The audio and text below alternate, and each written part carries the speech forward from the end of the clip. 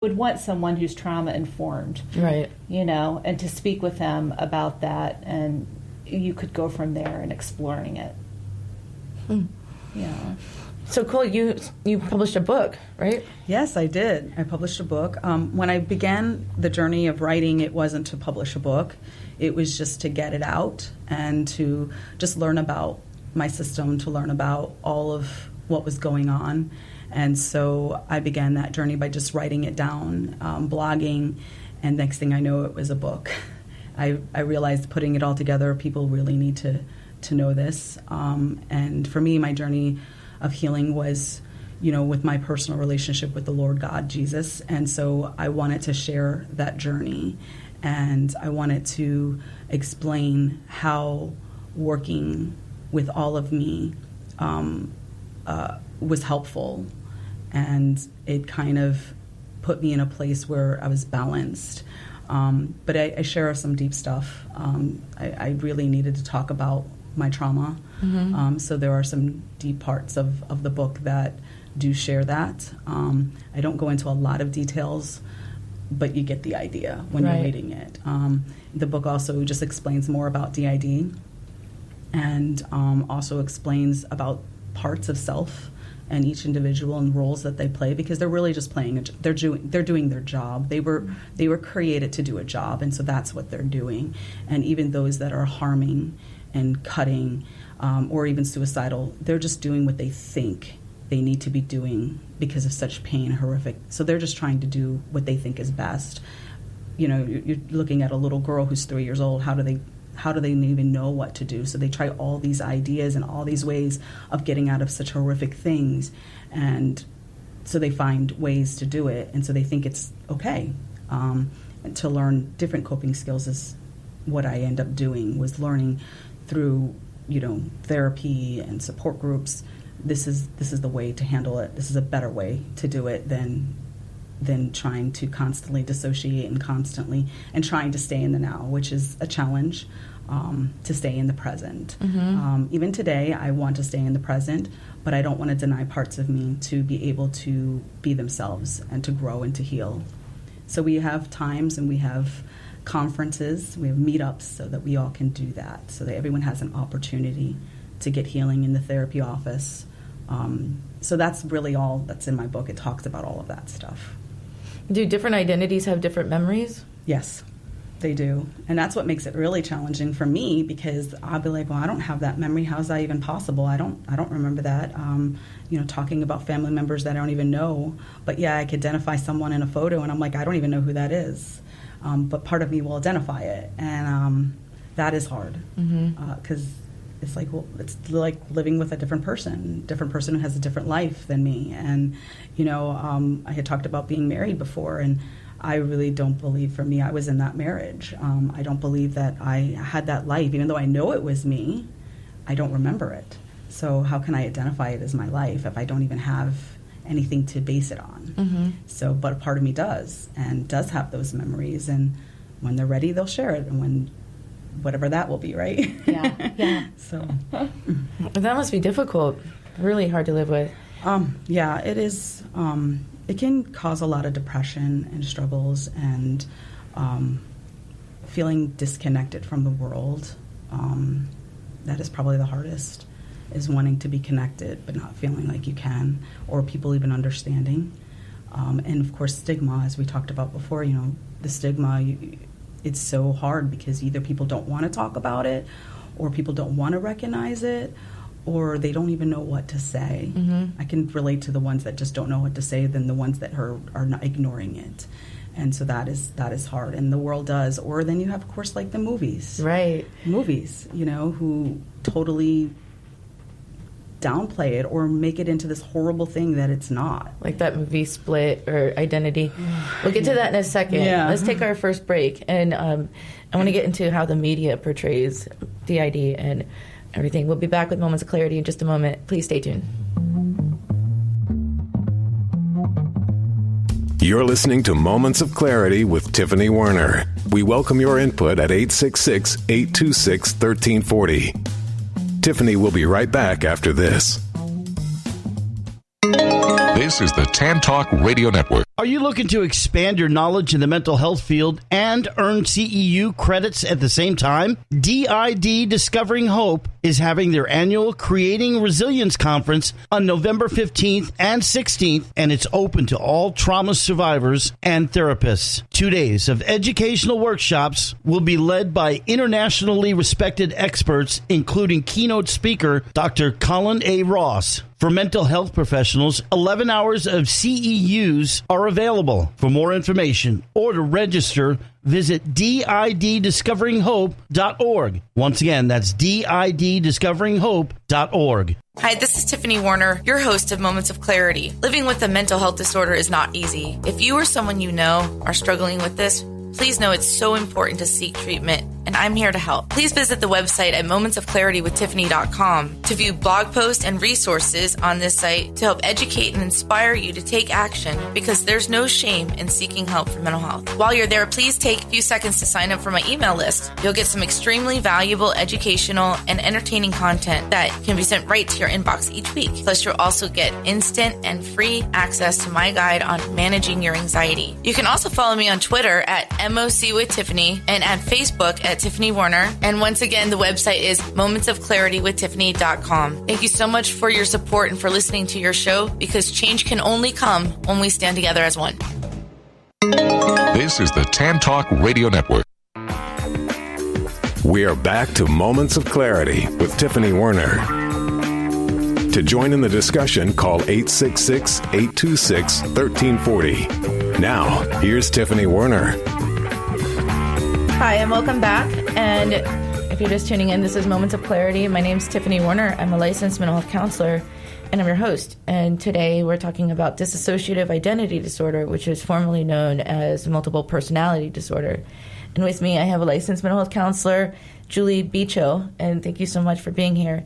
And Cole Ian, who's also a published author and a nonprofit organization founder, and also living with DID. And thank you for your honesty and sharing your journey to help us understand more. Yeah.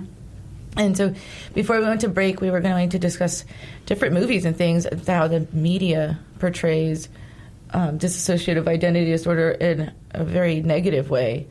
Mm-hmm.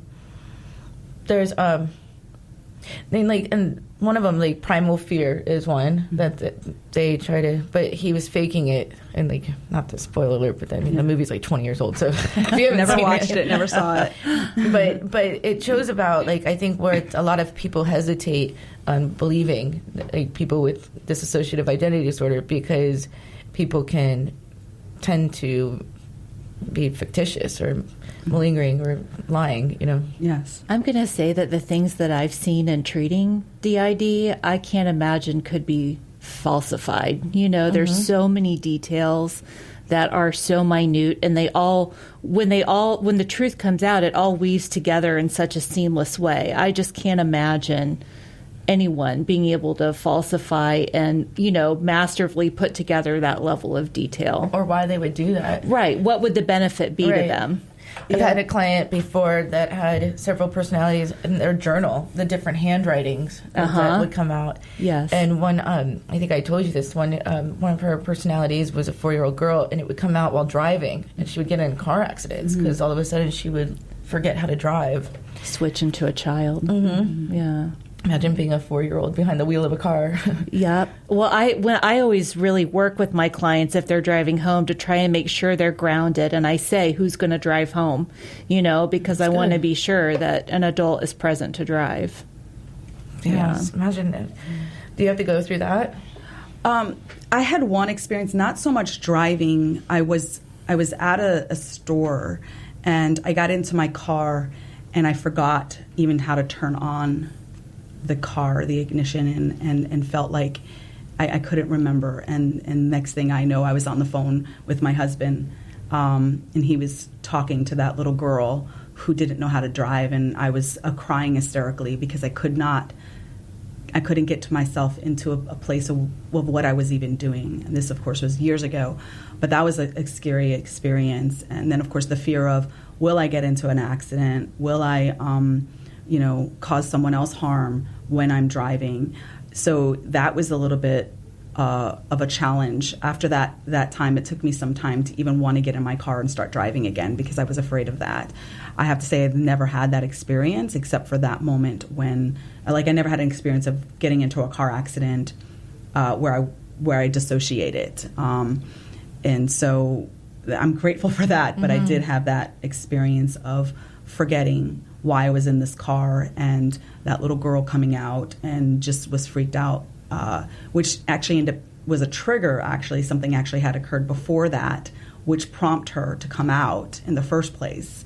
And being in the car was also part of that trigger, because in my childhood, they would take me in a vehicle to a location to traffic me. And so being in the car was just another scary moment. And so, but there was a reminder of that before that actually happened when I got into the car.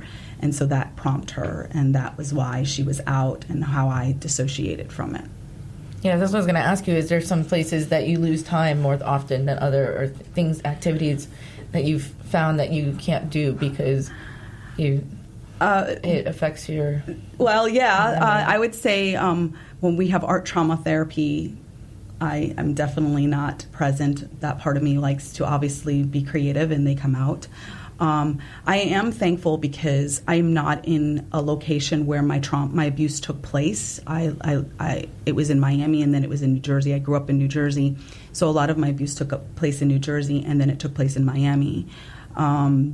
We had a couple of years ago, I had made the decision that I wanted to go to Miami to see what I could remember. And most of that trip in that area, I had completely dissociated and didn't remember much of that time in that location. So I think it's places that brain reminders that will trigger me. I don't now, but hotels, being in a hotel, we used to do a lot of traveling when I was a kid. We moved around a lot. We never stayed in one place very long. I can say we probably moved 7 times just house to house in 1 year, and that's not even counting state to state because we moved everywhere. But because of that, for a while it was hard for me to even want to be in a hotel because it triggered, are we going to be staying in this hotel? I lived in a hotel when I was a little girl, so that was all triggers. So now today, that does not, because I've dealt with that trauma, I don't dissociate when I'm at a hotel.